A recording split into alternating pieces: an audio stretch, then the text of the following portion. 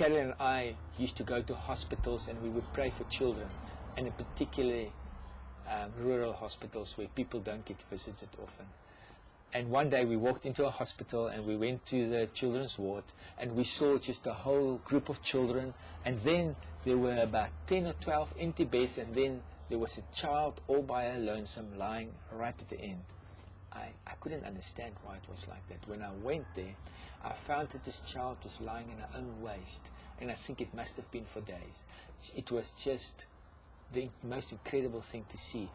We discovered that this child, who was 6 years old at that stage, was born in a hospital. Her mother died of AIDS. Nobody came to fetch her, and they just left her there to die. She also had AIDS. And the nurses only maybe once a week would change her bedding, and she was completely stigmatized and pushed away. Thus, all the empty beds between her and the other children. We would go and visit her every day and just touch her.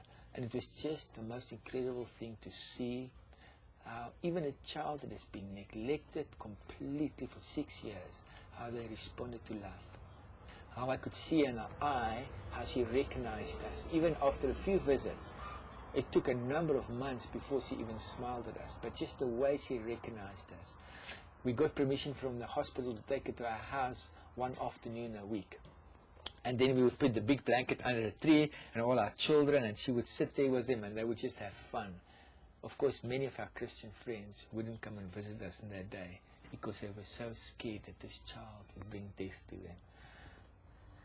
We developed a relationship with the hospital, and they gave us permission that on that Christmas, again on a Christmas, that we could bring this child to our house and she could have a whole day with us. And we had a Christmas tree and lunch and gifts, and we had everything ready. On Christmas Eve, Carol and I took a man to a hospital that desperately needed to go to a hospital because of alcohol and drug problems. And as we admitted him, I said to Carolyn, let's just quickly go to this little girl and encourage her again and just remind her that tomorrow is going to be an amazing day. And literally, as we walked into the child's ward, they pushed her body out on the other side, and she died just before we got there. I know that there were a number of churches within 20 minutes drive from that girl. We were the first people that visited her when she was 6 years old.